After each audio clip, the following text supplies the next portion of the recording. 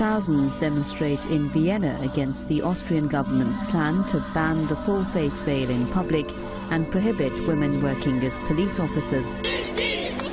Anger spilling over into violence. This is the aftermath of the third night of anti-police protests.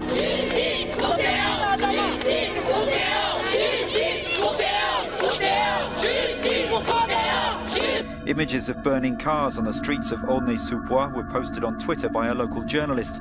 A police source is quoted as saying 24 people were arrested after Monday night's trouble, some of whom were armed. Well, at least 20 people have been killed in a powerful bomb blast in the Afghan capital, Kabul. A dozen others were wounded.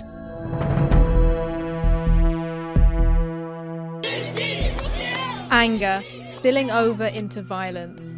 This is the aftermath of the third night of anti-police protests in the Parisian suburb of Aulnay-sous-Bois. On Thursday, officers were carrying out raids on a housing estate, stopping young people and asking for ID. It was then that a 22-year-old social worker with no criminal record, named only as Theo, was forced to the ground and beaten. It was alleged that he was then sodomized with a police baton. So serious were the injuries to his rectum that he needed major emergency surgery, and he remains in hospital. On Monday night, residents took to the streets in anger. At least 5 cars were torched, 2 restaurants damaged, and 26 people arrested. And anger at police brutality here is running high. There are no words. He nearly died. Frankly, he nearly died, and he was at risk of dying. 2 months in the hospital. It's infuriating. I can't even imagine how it is for him. Does he even sleep at night? All I want is that justice be served and the policemen be suspended. Frankly, it's pitiful. The kid, he plays football, he's serious. He never was in any trouble with the police. They arrive and they attack him. It's not normal. It's not normal. We're all frustrated. Now we're at war with the police. If they do that today, they can do it again tomorrow. 1 officer has been charged with rape and 3 others with assault, and the investigation into Thursday's incident continues. Oh, hundreds of people have rallied in the French capital to demand justice for a 22-year-old man who was sexually assaulted by a police officer in the Paris suburb of Aulnay-sous-Bois last week.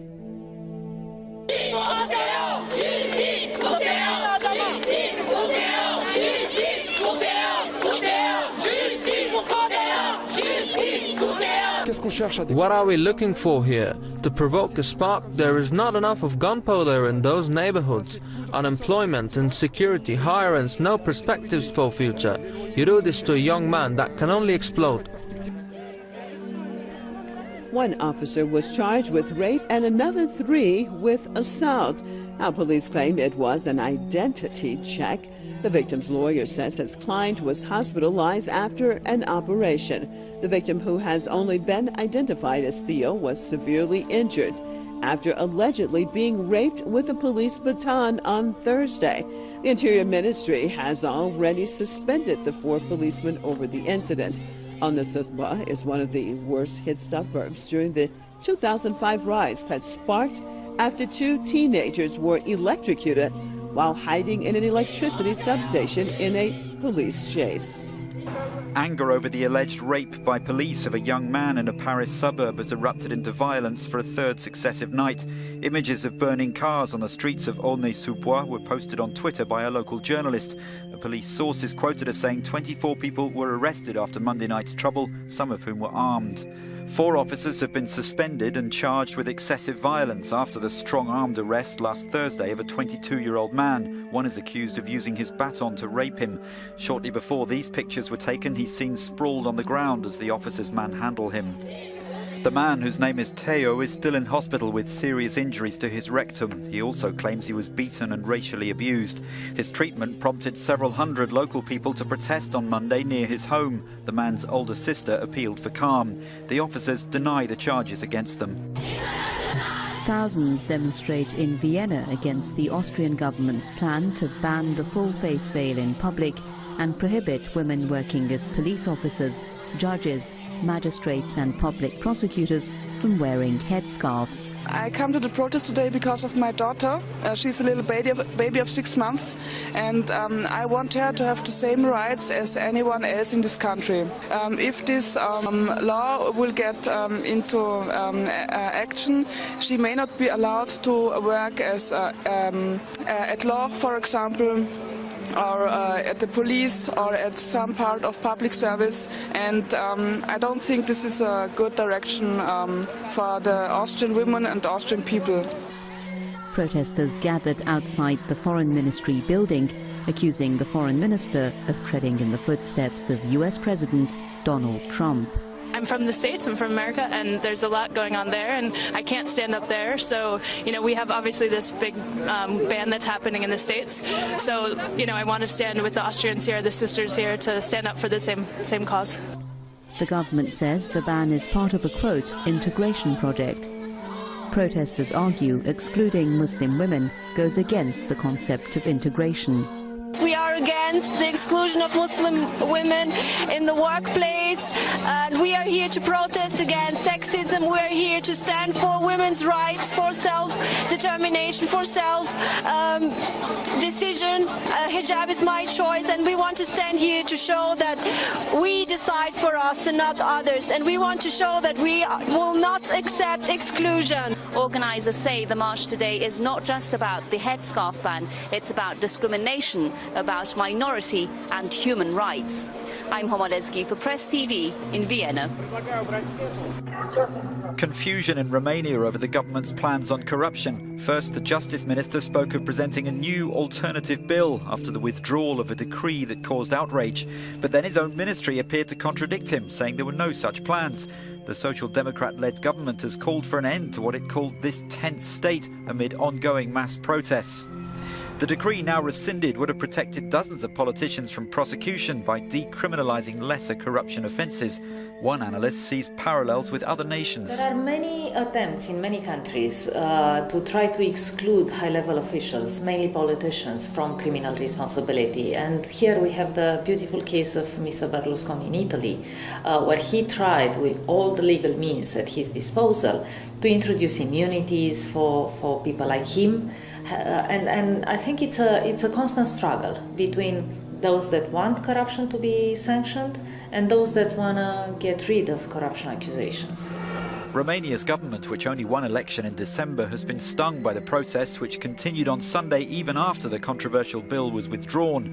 The decision to do so will require the approval of Parliament, where the ruling party has a large majority. Well, at least 20 people have been killed in a powerful bomb blast in the Afghan capital, Kabul. A dozen others were wounded in the attack that took place at the entrance of the country's Supreme Court.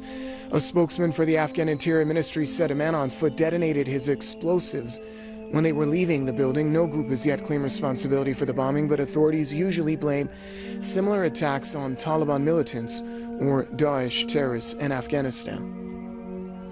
Press TV's Amin Alami joins us now on the line from the Afghan capital, Kabul, with more details on that story. What can you share with us with regards to the blast that took place in Kabul? Well, it was around 4 p.m. when I headed last rock, the central part of the capital, Kabul. According to officials and witnesses, this incident took place in parking area of Afghanistan's Supreme Court. Just a few minutes after the blast, security forces arrived and cordoned up the area. And this is worth mentioning, that the blast happened when the employees of Afghanistan's Supreme Court were leaving their offices to their homes. This blast took a heavy toll from both Supreme Court employees and some other civilians. Although government officials confirmed the incident, but they have not given us the exact number of casualties yet. Despite this, the latest official figures confirmed the death of at least 20 individuals, while a number of 45 others have also suffered injuries. As the Public Health Ministry of Afghanistan say, some injured people are in critical situation. Usually, the Taliban militants claim responsibility for such attacks, but the group has not commented on this regard so far. The Afghanistan Supreme Court is located close to NATO headquarters and U.S. Embassy in Kabul. And are we going to see a tighter security situation right now in the capital, Kabul? Of course, it's one of the safest areas in Afghanistan, but there have been some security breaches over the past few months with similar attacks. Well, most of such attacks are happening in front of governmental buildings, and especially inside some safe areas like ministries and other governmental buildings. But Afghan security force and especially the Ministry of Interior usually claim to do a space to protect the lives of, particularly the lives of civilians and government employees. But analysts here believe that the influence of foreigners, and especially the influence of militants inside the government bodies, has paved the way for them to easily operate and conduct attacks even inside the Afghan capital, Kabul. Wildfires that have devastated Chile since the beginning of January are now mostly under control. The Chilean Ministry of Agriculture says the number of active blazes in the country has been reduced from 70 on Wednesday, February 1st to 32 on Monday, February 6th. Chilean President Michelle Bachelet said Saturday, February 4th, that the wildfires were the worst in Chile's history. The wildfires are believed to be caused by a long-term drought and unprecedented high temperatures. The recent success in putting out the fires, meanwhile, has been attributed to increased rain and lower temperatures. Chile has also received assistance from multiple countries in the form of additional firefighters and financial assistance. There have been more than 100 wildfires in central and southern Chile since the beginning of January. The blazes have claimed 11 lives, burned more than 900,000 acres, and caused more than $300 million in damage.